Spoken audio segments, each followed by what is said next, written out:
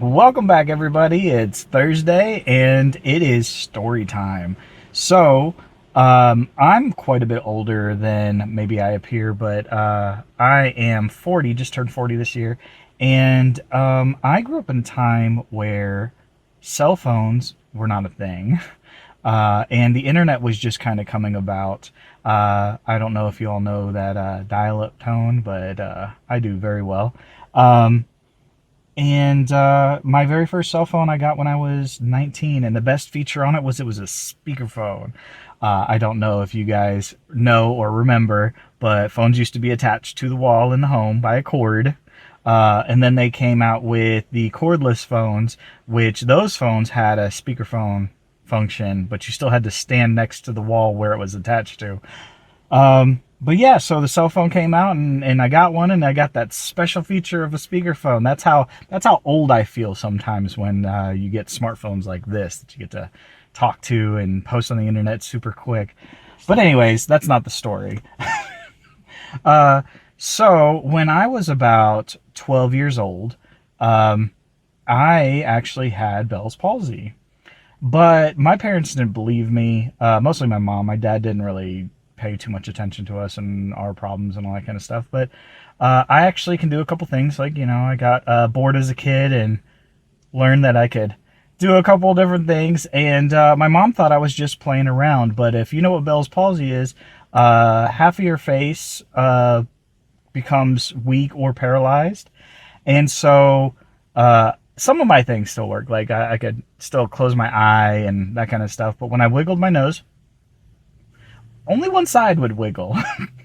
If I tried to smile, only one side of my mouth would smile. And I tried to explain this to my mom. She didn't seem to care. She thought I was just playing. She thought that I was just doing one of my fun face things that I would do. And I was trying to explain to her how serious it was because to me, half my face was paralyzed, and I couldn't like explain to her enough how much that scared me. And she just thought I was playing, and she's go away, go away. My brother though, he thought it was hilarious, so uh, he would just make fun of me in front of everybody. He's like, "Hey, try to smile. Hey, move your eyebrows." And I could only it would be like I just move one, the other one wouldn't move, and he'd just make fun of me and laugh with all his friends and stuff, and it was very upsetting. But I bring up the whole internet thing because it's not like you could just get online. You couldn't search it. You couldn't figure out what was going on with you. You couldn't, give yourself some kind of idea of what was happening. So I just had half my face paralyzed. Didn't know what to call it. Didn't know it was a disease. Didn't know what was happening, and thought it was going to last forever. This lasted for like 3 or 4 months until my face finally fixed itself. But yeah, it's scary. And now that I am a dad, I have a 6-year-old daughter. But now that I am a dad, it makes me wonder how little my parents actually gave a shit. Because anytime something happens with my daughter, it's not like I freak out and just run to the hospital. I used to, because first kids, you get worried, and just from having a 103-degree fever, and you go to the doctor's office, and they're like, "Nope, she's fine." Until she shows other symptoms, she's fine.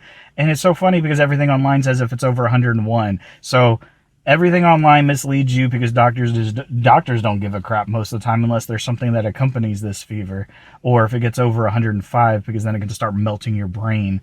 But anyways, but yeah, no, it showed me how much they really did not care to make sure I was okay, because I, as a parent, would care that my kid can't move half their face.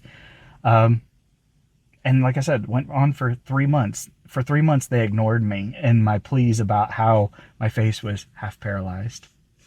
There's no moral to the story. There is no happy ending. It's just what it is. Again, I'm not going to ask you guys to like, subscribe, all that kind of bullshit. You do what you want, but remember, my channel is very small right now. So if you do want to make a comment, ask questions, whatever, I will respond to it. So feel free to leave a comment.